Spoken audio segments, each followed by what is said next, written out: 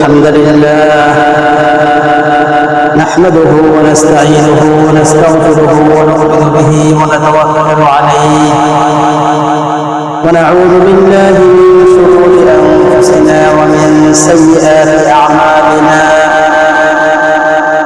من يهده الله فلا مضل له ومن يضلل فلا هادي له وأشهد أن لا إله إلا الله وحده لا شريك له وأشهد أن محمدا عبده ورسوله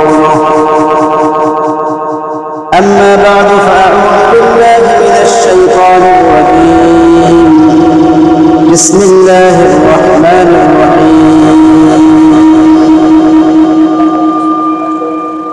فمن كان يرجو لقاء ربه فليعمل عملا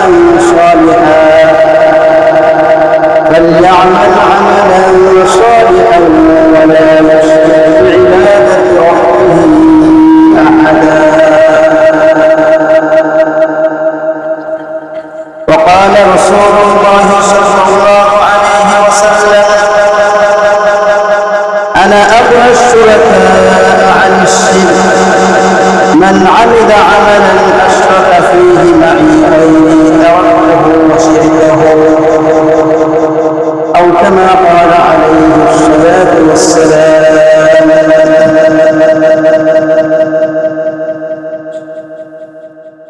সম্মানিত মুসল্লিদের কিরাম,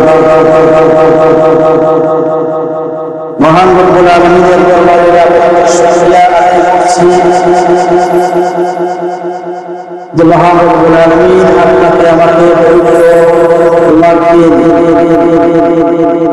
জুমার সালাত আদায় করার লক্ষ্যে উপস্থিত হওয়ার তৌফিক দান করেছেন। আমরা সবাই বলি আলহামদুলিল্লাহ। সম্মানিত হাজরিন, আমরা গত সপ্তাহে হজের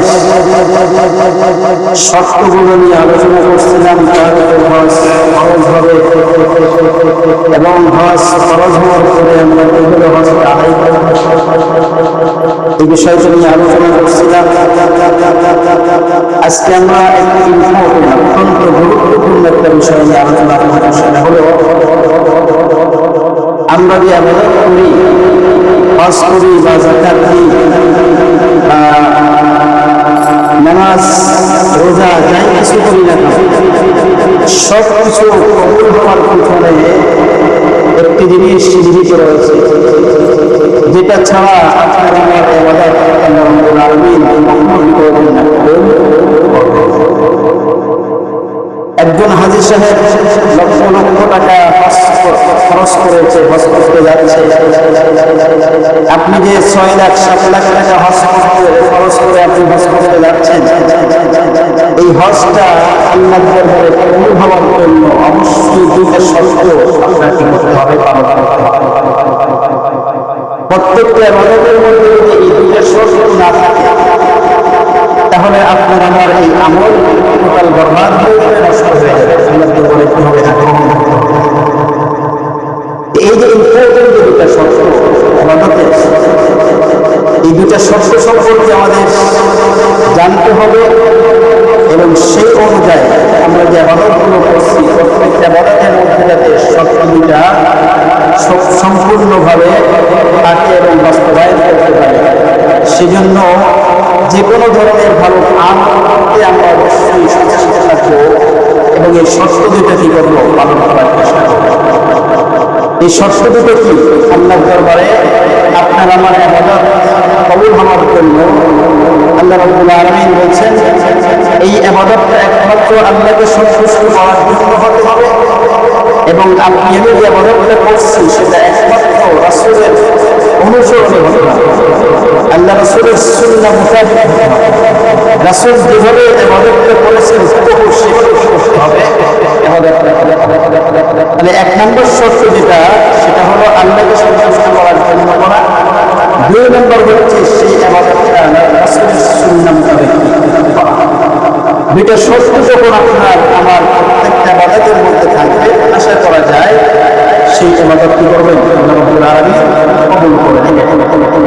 এই যে আমরা হজ করতে যাবো বা যার হজ হচ্ছে সে 6 লাখ 7 লাখ টাকা খরচ করে যে হজ করতে যাবে, দুটো শর্ত অবশ্যই সেখানে থাকতে হবে। এক নম্বর হচ্ছে আল্লাহকে সন্তুষ্ট করার জন্য হজ করতে হবে। 2 নম্বর হচ্ছে রাসূল সাল্লাল্লাহু আলাইহি ওয়াসাল্লামের আদর্শিত পথ যেটা আছে সেই পথ অনুযায়ী করতে হবে। 5টা কাজ। হাদিসের মধ্যে আসছে একটি হাদিসের মধ্যে আসছে আল্লাহ রাসূল বলেন, কিয়ামতের ময়দানে সর্বপ্রথম জাহান্নামকে উৎপাদন করবেন একজন হাফেজ আলেম, একজন হাজী সাহেবকে দিয়ে সর্বপ্রথম জাহান্নাম উৎপাদন করবেন, একজন আলেমকে দিয়ে সর্বপ্রথম জাহান্নাম উৎপাদন করবেন। হাজী সাহেবকে দিয়ে জাহান্নাম উৎপাদন করবেন মানে একজন দাবাবুকে, একজন শহীদকে দিয়ে কি করবেন? কি বলে যে জাহান্নাম করবেন। আল্লাহ রাব্বুল আলামিন জাহান্নামকে কাফেরকে দিতে করবেন না, উদ্বোধন করবেন না। একজন হাজী সাহেবকে দিয়ে উদ্বোধন করবেন, একজন গাজী সাহেবকে দিয়ে উদ্বোধন করবেন, একজন শহীদকে দিয়ে কি করবেন? জাহান্নামকে উদ্বোধন করবেন, একজন আলেমকে দিয়ে কি করবেন? জাহান্নামকে উদ্বোধন করবেন। বুখারী শরীফের হাদিস। আল্লাহ রাব্বুল আলামিন কিয়ামতের ময়দানে হাজী সাহেবকে ডাকবেন, তাকে জিজ্ঞাসা করবেন, তুমি যে হজ করেছিলে এই হজটা কার উদ্দেশ্যে করেছে, কি জন্য করছেন? তখন সে আল্লাহ দরবারে বলবে, হ্যাঁ আল্লাহ, আপনি আমাকে সম্পদশালী বানিয়েছিলেন, আমার উপর হজ ফরজ হয়েছিল শুধুমাত্র আপনাকে সন্তুষ্ট করার জন্য, আপনার বিধান পালন করার জন্য, আপনার হুকুম কানুন করার জন্য আমি কি করেছিলাম? হজ করেছিলাম। আল্লাহ রাব্বুল আলামিন তখন তাকে বলবেন, কাযাবতা, তুমি মিথ্যা কথা বলেছো, তুমি কি করেছো? মিথ্যা কথা বলেছো। তুমি মূলত হজ করেছিলে মানুষ তোমাকে হাজী সাহেব করবে, তুমি হজ করেছিলে এই জন্য যে তুমি হজ করে আসার পরে তুমি মসজিদের সভাপতি হতে পারবে, হজ করে আসার পরে তোমার নামের সুযোগ যখন আভাস থাকবে, হ্যাঁ, তখন তোমাকে একটা স্কুল বা কলেজের সভাপতি হতে পারবে। তুমি এই সমস্ত কারণে হজ করেছো। যে উদ্দেশ্যে তুমি হজ করেছিলে সেই উদ্দেশ্য দুনিয়ার মধ্যে কি পেয়ে গেছো? আমার কাছে এই হজের যে সওয়াব সেটা কিছুই তোমার কি? আল্লাহ রাব্বুল আলামিন এই হাজী সাহেবের কথা বলবেন, ফেরেশতাদেরকে বলবেন, তাকে কি করো? একেবারে লাঞ্ছিত করে তাকে জাহান্নামে দিও। এই হাজী সাহেব যে হজ করেছিল শুধুমাত্র একটা শর্ত হয় সেখানে পালন করতে পারে, সেটা হলো একমাত্র আল্লাহকে সন্তুষ্ট করার জন্য হজ করার কথা ছিল, সেটা কি করতে পারে। মূলত সে মানুষকে দেখানোর জন্য কি করেছিল? আল্লাহ রাব্বুল আলামিন একজন শহীদকে ডাকবেন, যিনি আল্লাহর রাস্তায় জিহাদ করতে করতে কি হয়েছে? শহীদ হয়েছে। এই শহীদকে ডাকবেন, ডাকার পরে জিজ্ঞাসা করবেন, তুমি যে শাহাদাত বরণ করেছো কি উদ্দেশ্যে শাহাদাত বরণ করেছো? তখন আল্লাহর কাছে বলবে, হে আল্লাহ, আমি তো হজ করেছিলাম, আমি জিহাদ করেছিলাম একমাত্র আপনাকে সন্তুষ্ট করার জন্য, আপনার দ্বীনকে পৃথিবীতে প্রতিষ্ঠিত করার জন্য আমি কাফেরদের বিরুদ্ধে যুদ্ধ করতে করতে কি হয়েছে? শহীদ হয়েছে। আল্লাহ তখন এই শহীদকেও বলবেন যে তুমি মিথ্যা কথা বলেছো, তুমি মিথ্যা কথা বলেছো, তুমি মূলত জিহাদ করেছিলে মানুষ তোমাকে বীর। স্বাধীনতার সময় যারা শহীদ হয়েছে আমরা বিরোধী কিতাব দিচ্ছি না, অমুক বীর তমক বীর, শহীদ অমুক। তো আল্লাহ বলবে, তুমি তো আসলে শহীদ হয়েছ, তোমাকে মানুষ বীর বলবে, যুদ্ধের ময়দানে যুদ্ধ করতে করতে শহীদ হয়েছে, তোমার নামের শুরুতে বীর থাকবে। এই জন্য মূলত তুমি কি করেছিলে? জিহাদ করেছিলে। জিহাদ করতে করতে তুমি কিছু যে উদ্দেশ্যে তুমি কি শহীদ হয়েছে সেটা তো দুনিয়া থেকে পেয়ে গেছে। মানুষ তোমাকে শহীদ করেছে, উত্তম করেছে, সব তুমি পেয়ে গেছো। আমার কাছে তোমার কোনো প্রতিদান। আল্লাহ তখন বলবেন, এই শহীদ কি করবেন? ফেরেশতাদেরকে বলবেন, তাকে লাঞ্ছিত করে কি করো? জাহান্নামে।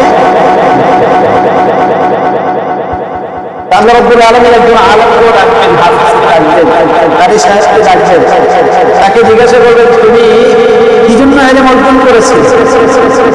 সেও একই কথা বলবে, আমি তো ইলম অর্জন করেছিলাম আপনাকে সন্তুষ্ট করার জন্য, আপনার দ্বীন প্রতিষ্ঠা করার জন্য, আপনার দ্বীন প্রচার করার জন্য, ইলম প্রচার করার জন্য আমি কি করেছিলাম? এলেম অর্জন করেছিলাম, আমি সেটা আমার জীবন বসে আমি যথেষ্ট কি করেছি, সন্তুষ্ট হয়েছি, চেষ্টা করেছি আপনার এই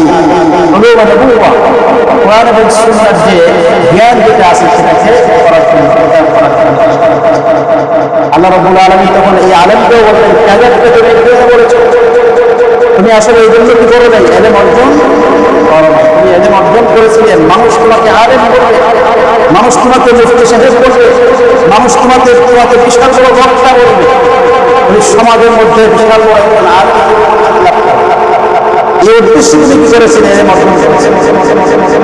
যে উদ্দেশ্যে তুমি এলেম অর্জন করেছে সেটা তুমি দুনিয়ার মধ্যে পেয়ে গেছো, আমার কাছে তোমার কোনো কবিতা।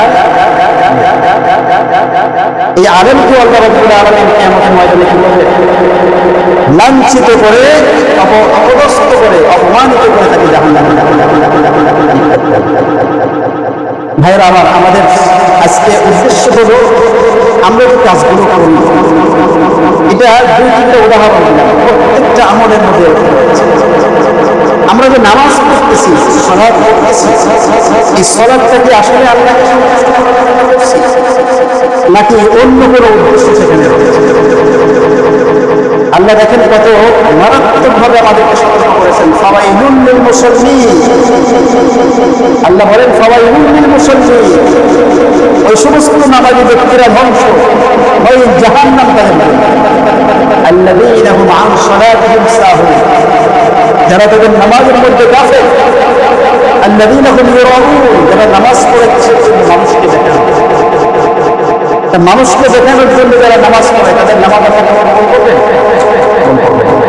বরং এটার জন্য কোনটা রিয়াকশন, সেটা হলো আপনার আমার জাহান্নামে দিতে হবে।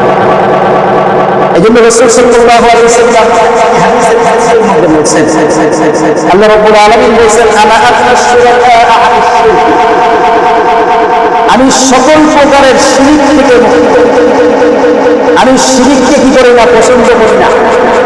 পৃথিবীতে যা কিছু আমরা দেখতে পাচ্ছি সব কিছু আল্লাহ রাব্বুল আলামিন এককভাবে কি করেছেন, সৃষ্টি করেছেন। সৃষ্টি করার জন্য কোনো মাখলুককে তিনি কি করেননি, কোনো মাখলুকের সহযোগিতা তার প্রয়োজন নাই। আল্লাহ রাব্বুল আলামিন বলেছেন, হ্যাঁ, পৃথিবীতে কোনো জিনিস যদি তিনি কি করতে চান, তৈরি করতে চান, আইয়াকুলা লাহু কুন ফায়াকুন, তিনি কোন বলেন হয়ে যাও, সাথে সাথে জিনিসটা। আল্লাহ রাব্বুল আলামিন কোনো জিনিস সৃষ্টি করার জন্য, সৃষ্টি করতে কারো সহযোগিতা লাগে না, এবং সেখানে কাউকে কি করেন না, তিনি শরীক করেন না। আল্লাহ বলেন, আনা আখরাস শুরাকা আনিশ শিরক, আমি সকল প্রকারের শিরক থেকে মুক্ত। মান আমিলা আমালান আশরাকা ফীহি মা'ই গায়রি, যে ব্যক্তি কোনো কাজ, কোনো ভালো কাজ, যে ভালো কাজটার জন্য, ভালো কাজের সাথে সেখানে আমার সাথে অন্য কাউকে কি করলো, শরীক করলো, তারাক্তুহু ওয়া শিরকাহু, আমি তার এই আমলকে প্রত্যাখ্যান করি এবং সে যে শিরক করেছে সেটাকে আমি কি করি। তাহলে আমরা যে ভালো কাজগুলো করছি, সেই ভালো কাজগুলো যদি সত্যিকার অর্থে আল্লাহকে সন্তুষ্ট করার জন্য না হয়ে থাকে, অন্য কোনো ব্যক্তিকে খুশি করার জন্য যদি হয়, তাহলে সেই আমল আল্লাহ কখনো কি করবেন না, কবুল করবেন। আমরা দান করি অনেক সময়, বিভিন্ন মাহফিলে, বিভিন্ন মসজিদে যখন দান করি, আমরা নাম দেখাই, অমুকে 1 লাখ টাকা দিয়েছে, এইভাবে কি করি, হাইলাইট করি না? এই হাইলাইটটা যদি যদি এরকম হয় যে একজন ব্যক্তি মসজিদে 1 লাখ টাকা দান করলো, অন্তরের মধ্যে এটা আসলে যে মানুষ দেখুন আমি একজন কি দানবীর, আমি একজন শিল্পপতি, আমি একজন সমাজসেবক, মানুষ দেখুক, এই উদ্দেশ্যে যদি কোনো ব্যক্তি দান করে তাহলে তার দান আল্লাহ কবুল করবেন, আল্লাহ করবেন না। এই দান সম্পর্কে আল্লাহ রাব্বুল আলামিন সূরা বাকারা 264 থেকে 65-66 তিনটা আয়াতের মধ্যে, একটা আয়াতের মধ্যে আল্লাহ রাব্বুল আলামিন যারা একমাত্র আল্লাহকে সন্তুষ্ট করার জন্য দান করে তাদের দানের অবস্থা কি, পরকালে কেমন হবে, সেটার একটা উদাহরণ দিয়েছেন। আর 2টা উদাহরণ দিয়েছেন যারা দান করে মানুষকে দেখানোর জন্য, যারা দান করে মূলত মানুষকে দেখানোর জন্য এবং মানুষকে কষ্ট দেওয়া, কোটা দেয়, অনেকে আছে দেখবেন দান করার পরে কি করে, তোমাকে আমি এটা করছি না, তোমাকে তো আমি এরকম সহযোগিতা করেছিলাম, আজকে তুমি আমাকে আমার ক্ষতি করলাম। আমরা কিন্তু অনেক সময় বলে ফেলি। আপনি যে সহযোগিতা করলেন, দান করলেন, দান করার পরে যতটা দিলেন, আপনার এই দানের সবটা কি আপনার আমলনামায় আছে নাকি শেষ হয়ে গেছে? আমরা কি আসলে বিষয়গুলোকে তিনি কখনো চিন্তা করি? আল্লাহ রাব্বুল আলামিন দেখেন কত সুন্দরভাবে বলছেন, ইয়া আইয়ুহাল্লাযীনা আমানু লা তুবতিলু সাদাকাতিকুম বিল মান্নি ওয়াল আযা। আল্লাহ বলেন, হে ঈমানদারগণ, তোমরা তোমাদের দানকে খোটা এবং কষ্ট দেওয়ার মাধ্যমে বিনষ্ট করিও না। সূরা বাকারা 264 নম্বর আয়াত। লা তুবতিলু সাদাকাতিকুম বিল মান্নি ওয়াল আযা কাল্লাযী ইউনফিকু মালাহু। এই সমস্ত ব্যক্তির মতো, মানে ওই ব্যক্তির মতন তুমি তোমার দানকে খোটা দিয়ে এবং মানুষকে কষ্ট দেওয়ার মাধ্যমে তোমার দানকে নষ্ট করিও না।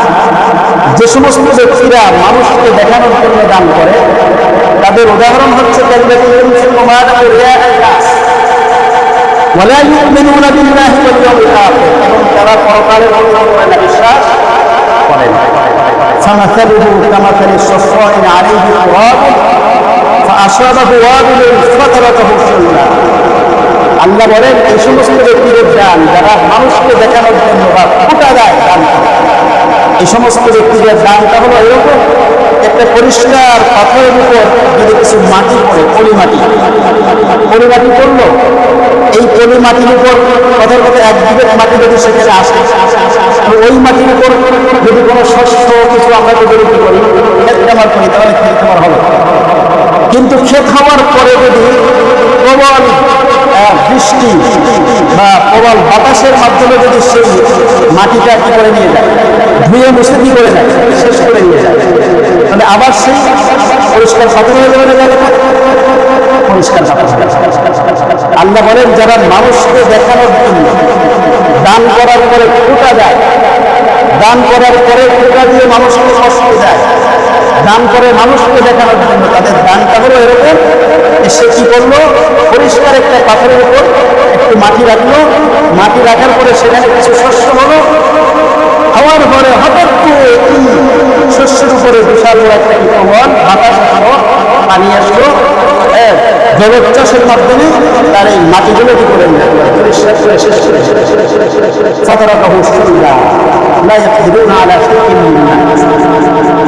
আল্লাহ বলেন, সেটা অর্জন করেছিল সেটা আর করতে পারবো না, সেটা রাখতে পারবো না, সংরক্ষণ করতে।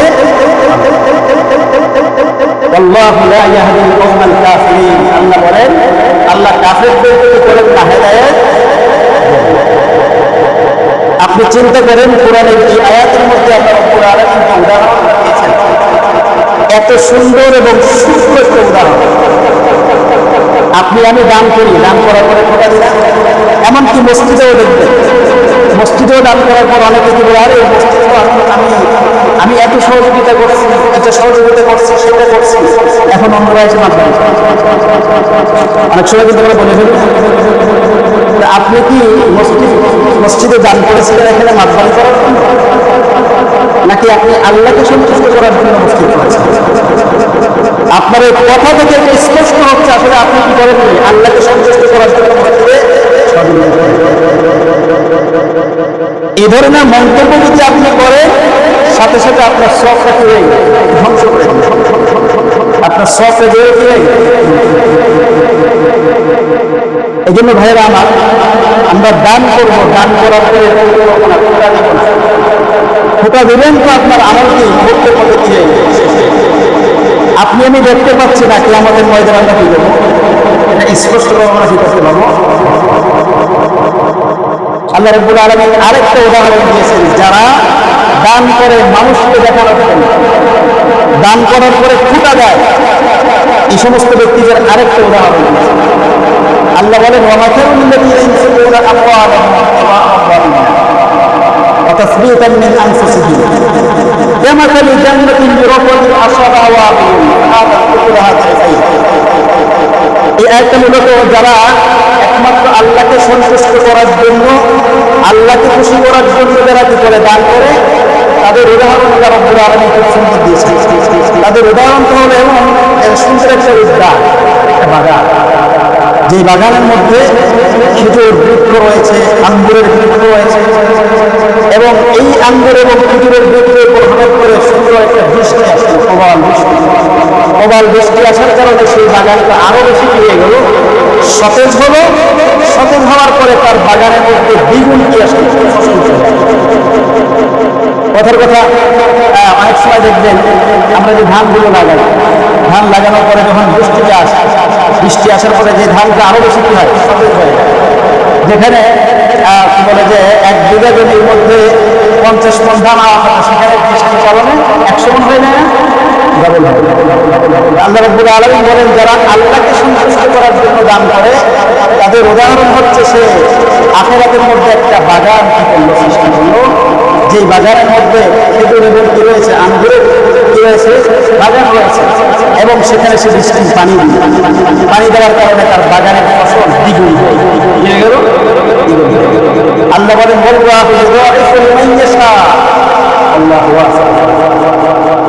আল্লাহ রাব্বুল আলামিন যদি চান তাহলে সেটাকে আরো বেশি কি করে দিতে পারেন, বৃদ্ধি করে দিতে পারেন।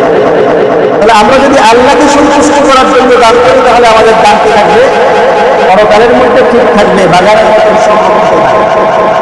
আর যখন আপনি আমি ফুটা দেব, ফুটা দেওয়ার সাথে সাথে মানুষকে দেখানোর জন্য যদি দান করি, আরেকটা উদাহরণ আল্লাহ রাব্বুল আলামিন ভেবে দিয়েছেন যে একজন ব্যক্তি, যে ব্যক্তি একটা ক্ষেত খামার করলো, করার পরে সেখানে খুব সুন্দর একটা বাগান হলো, বাগান হওয়ার পরে তার সন্তান সন্ততি রয়েছে, হঠাৎ করে সে বার্ধক্য উপনীত হলো।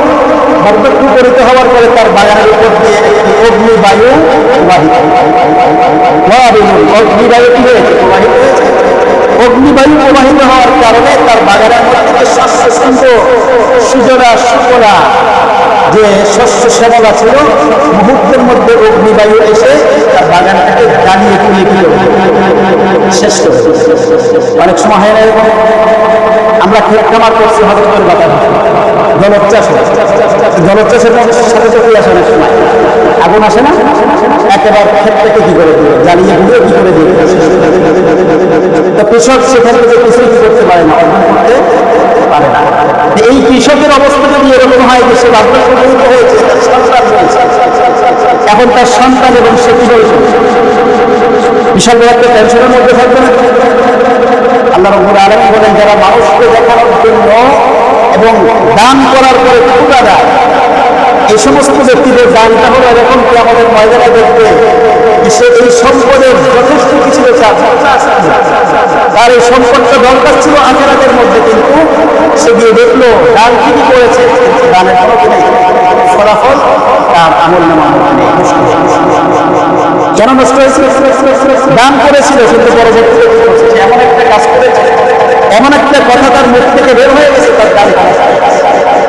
একজন ব্যক্তিকে উপকার করছে, উপকার করার পরে একদিন এমন একটা কথা বলছে যে তার মনে কষ্ট দিয়েছে। আমি তো তোমাকে সহযোগিতা করেছি। ভাইয়েরা আমার, যে কথাটা বলতে চাচ্ছিলাম, আমরা যত কাজ করবো ভালো কাজ, প্রত্যেকটা কাজের মধ্যে দুটো শর্ত অবশ্যই থাকতে হবে। এই দুটো শর্ত যদি না থাকে তাহলে আপনারা যেহেতু হজের মৌসুম চলছে, আমাদের যাদের হজ খরচ হয়েছে আমাদের উপর, গত সপ্তাহে আলোচনা করেছিলাম হজ খরচ হওয়ার জন্য কি কি শর্ত। আমরা তো মাশাআল্লাহ টাকা পয়সা হয়ে আগে 10 তলা 20 তলা বিল্ডিং করি, তারপরে হজ করতে হজ করে আগে কি করেনি, বাড়ি করেনি, তারপরে কি করি, হ্যাঁ বিল্ডিং একটা করছি, আরেকটা করার জন্য প্রস্তুতি গ্রহণ। কিন্তু আপনার উপর যে হজ খরচ হয়েছে আপনার খবর আছে? আল্লাহ রাসূল বলেছেন, যে ব্যক্তির উপর হজ খরচ হলো, হজ খরচ হওয়ার পরে যে হজ করলো না,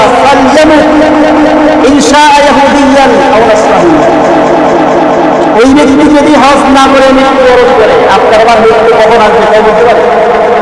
আপনি কি বলতে পারবেন যে আপনি যে বিল্ডিংটা শুরু করেছেন 10টা বিল্ডিং, শেষ করার পরে আপনাকে আল্লাহর উপর আরো মৃত্যু দিলেন? আপনার কি জানা আছে কখন মৃত্যুবরণ করবেন আপনি, নাকি আপনি সেটা ভোগ করতে পারবেন না? এরকম হয় না অনেক সময়? বিশাল বড় বিল্ডিং করেছে, 10টা বিল্ডিং করেছে, উদ্বোধন করবে আগের দিন,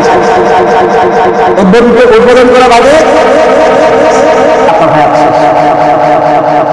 অসংখ্য অগণিত ঘটনা কিন্তু আমাদের সামনে ঘটে, কিন্তু আমরা কি এখান থেকে শিক্ষা গ্রহণ করি? রাসূল বলেছেন হজ ফরজ হওয়ার পরে যারা হজ করে না, আল্লাহ রাসূল বলেন ফালইয়ামুত ইনশা ইয়াহুদিয়ান আও নাসরানিয়ান, সে হয়তো ইহুদি হয়ে মৃত্যুবরণ করবে আর না হয় খ্রিস্টান হয়ে মৃত্যুবরণ করবে। অর্থাৎ হজ ফরজ হওয়ার পরে যদি হজ না করে মৃত্যুবরণ করে কোনো ব্যক্তি, তাহলে সে ইমানদার হয়ে কি করতে পারবে না, মৃত্যুবরণ করতে। এই জন্য চিন্তা করে দেখেন, আপনার টাকা পয়সা হওয়ার পরে আগে বিল্ডিং করবেন নাকি আগে হজ করবেন? সিদ্ধান্ত হচ্ছে আপনার। আপনি সত্যিকার অর্থে কি আল্লাহকে ভালোবাসেন? পরকালের প্রতি কি আপনি বিশ্বাস স্থাপন করে? পরকালের প্রতি কি আপনার ঈমান আছে? এটা প্রমাণ হচ্ছে আপনি আগে কি করবেন। আপনি সম্পদশালী হলে, আপনি সামর্থ্যবান হলে আগে হজ করবেন, তারপরে কি দুনিয়ার বাকি। এটি হচ্ছে আপনার ঈমানের কি দাবি। এই দাবি অনুযায়ী যদি আপনার কাজের সাথে যদি নাম দিই, তাহলে বোঝা যাচ্ছে আপনি নামাজ পড়ছেন, কাজ করছেন, অনেক কিছুই করছেন, কিন্তু আপনি আসলে আসল কাজটা করছেন। তাহলে বোঝা যাচ্ছে আসলে আপনার এই কাজের সাথে আপনার ঈমানের সাথে কি রয়েছে, সন্দেহ রয়েছে। এই জন্য একজন ঈমানদার ব্যক্তি যে আপনাকে সত্যিকার অর্থে কি করে, ভয় করে আল্লাহর বিধান আগে কি করবে, এবং ভালো কাজের মধ্যে সবসময় সে কি করবে, এগিয়ে আসবে। আল্লাহ রাব্বুল আলামিন ঈমানদার ব্যক্তিদেরকে বলেছেন ওয়াসারিউ ইলা মাগফিরাতিন মিন রাব্বিকুম ওয়া জান্নাতিন আরদুহা আস-সামাওয়াতু ওয়াল আরদু উইদ্দাত লিল মুত্তাকিন। এই মুত্তাকি ব্যক্তিরা তোমরা আল্লাহর মাগফিরাতের দিকে দৌড়ে আসো, অর্থাৎ ভালো কাজের দিকে তোমরা কি করো, দৌড়ে আসো। কোনো ভালো কাজের সুযোগ যদি তোমার সামনে আসে, তাহলে তাড়াতাড়ি কি করো, সেটাকে করে নাও। ঈমানদারের ঈমানের দাবি হচ্ছে ভালো কাজটা কি করতে হবে, আখিরাতের যে কাজ সেটা কি আগে করতে হবে। আর বেঈমান যে সে আগে কি করে, দুনিয়াকে প্রাধান্য দেয়, তারপরে আখিরাতে পাইলে পাইলাম না পাইলে কি। আমাদের অবস্থা ঠিক এরকম হয়েছে। এই জন্য আমরা চেষ্টা করবো যাদের উপর হজ ফরজ হয়েছে, আমরা হজটা আগে করবো, তারপরে কি করবো। সমাজের মধ্যে আমাদের আরেকটা কনসেপ্ট, আমাদের দেশে কিছু মানুষ মানে বলতে গেলে 99% মানুষের ধারণা হচ্ছে এরকম যে আমার বয়স যখন 60 বছর 70 বছর হবে তখন আপনি বিয়ে করবেন। হজ করে আসার পরে যত বছর মানুষ আসে এরকম বলে না অনেকে। এই সমস্ত ব্যক্তিদের ধারণা হচ্ছে এরকম যে হজ করে আসার পরে আর হারাম খাওয়া যাবে না, হজ করে আসার পরে মিথ্যা কথা বলা যাবে না, হজ করে আসার পরে অবৈধ কর্মকাণ্ডের কাজ কি করা যাবে না। এই জন্য 60 বছর 70 বছর জীবনটাকে কি করে ভোগ করার পরে তারপরে হজ করবে, হজ করে সব কিছু ছেড়ে দেবে। তাহলে হজ করার আগে তো এগুলো আপনার জন্য বলবো, হজের পরে আপনার জন্য এটা বিষয়টা এরকম হয়ে গেল না। আসলে তো অবৈধ কাজ যেটা সেটা সর্বাবস্থায় আপনার বোঝা উচিত এটা কি করা যায়। আরেকটা হলো, আপনি যদি শেষ বয়সে গিয়ে কি করেন, হজ করেন, আপনি কিন্তু হজ সঠিকভাবে কি করতে পারবেন না, পালন করতে পারবেন, এটা সম্ভব না। বাংলাদেশে কথার কথা আপনার বাড়ি থেকে বের হয়ে রিক্সা পাচ্ছেন, যে বাইক পাচ্ছেন, আপনি গাড়িতে চলে যেতে পারছেন। কিন্তু মক্কা মদিনার যে বিষয়টা, মক্কা মদিনার যে বিশাল যে মাঠটা, ওখানে তো আপনার কারাশরীফ পর্যন্ত হাইটে আসতে আপনার কি লাগে 5-10 মিনিট সময় লাগে। আর যারা হজ করতে যায় যে সমস্ত হোটেলগুলোতে থাকে 200 গজ 250 গজ 500 গজ ঘুরে থাকে, সেখান থেকে মক্কা শরীফ আসতে মক্কা শরীফ আসতে কিন্তু কোনো গাড়ি নেই, ওখান থেকে হেঁটে আসতে হবে। আপনি চিন্তা করে দেখেন তো, আপনার বয়স 60 বছর হয়েছে, 70 বছর হয়েছে, আপনি একজন বৃদ্ধ মানুষ, 200 গজ 300 গজ থেকে আপনি আসতে পারবেন না, আপনার কষ্ট হয়ে যাবে। এই জন্য আল্লাহ রাসূল হাদিসের মধ্যে বলেছেন আল হাজ্জু হজ মানে হচ্ছে সেখানে কষ্ট করতে হয়, সম্পদ যেমন ব্যয় করতে হয়, শরীরের শক্তি কি করতে হয় সেখানে ব্যয় করতে হয়। আপনার শরীরে শক্তি নাই, আপনি কি ব্যয় করবেন। এই জন্য শেষ বয়সে গিয়ে যারা হজ করতে যায় তাদের কিন্তু হজ অনেক বিধায় তারা পালন করতে পারে না, কারণ তার শরীরে কি তোলায়। এই জন্য ভাইরা আমার, আমাদের শরীরে শক্তি থাকতে আমরা কি করবো, হজ করার কি করবো, চেষ্টা করবো। আমাদের দেশ থেকে অনেক দূরে মালয়েশিয়া, ইন্দোনেশিয়া অনেক দূরে না, অথচ আশ্চর্যের বিষয় আপনি দেখবেন মালয়েশিয়াতে এবং ইন্দোনেশিয়াতে হজ বা উমরা না করে তারা বিবাহ করে। হজ অথবা কি করে, উমরা করে তারপর কি করে, হজ উমরা করা ছাড়া ওখানে বিবাহ হয়। তাহলে সেখানে পরিবেশটা কত সুন্দর। আর আমরা হজ করি কখন? 60 বছর 70 বছরের সময়। এই পরিবেশটা আমাদের কি করতে হবে? পরিবর্তন করতে হবে। আমাদের হজের সামর্থ্য হওয়ার সাথে সাথে আমরা চেষ্টা করবো হজটা কি আগে করা। হজটা আগে করে তারপরে আপনি কি করেন, আপনি বাড়ি করেন, যাই করেন, পরবর্তীতে আপনি করবেন। এটা আসলে এইভাবে যদি আমরা পরিবেশ তৈরি করতে পারি, আপনি যদি মক্কা শরীফ যেতে পারেন, হজ করতে পারেন, যদি ইখলাসের নিয়ে আল্লাহকে সন্তুষ্ট করার জন্য যদি আপনি হজ করেন, আল্লাহ রাব্বুল আলামিন আপনার জীবনের মধ্যে পরিবর্তন দান করবে। একটা বিষয় দেখবেন, যারা হজ করে আসে তারা কিন্তু গরিব হয়। দেখছেন এরকম কোনো হাদিস আছে? হজ করে আসার পরে ঢুকে পড়ছে, হজ করে আসার পরে আর্থিকভাবে সে অসচ্ছল, এই ধরনের ব্যক্তি কিন্তু রেয়ার, কম পাওয়া যায় না, আমার নজরে কখনো করে না। তাহলে হজ করে আসার পরে একজন ব্যক্তিকে আল্লাহ রাব্বুল আলামিন করেন না, অপমানিত করেন না, তাকে আল্লাহ রাব্বুল আলামিন অর্থনৈতিক যে সম্পদ, সেই সম্পদ থেকে আল্লাহ রাব্বুল আলামিন তাকে দেন, মুক্তি দেন। এটা আমার জীবনের বিষয় আমি কাউকে দেখিনি। হজ করে আসার পরে সে গরিব হয়ে গেছে, নিঃস্ব হয়ে গেছে, ভিক্ষা করা লাগছে, তার কষ্ট হচ্ছে, এবং খুব কম মানুষই পাওয়া যায়। এই জন্য আমরা চেষ্টা করব হজের সামর্থ্যবান যারা আছে আগে হজ করবো, এরপর আমরা বাকি কাজ করবো। আল্লাহ রাব্বুল আলামিন আমাদের সবাই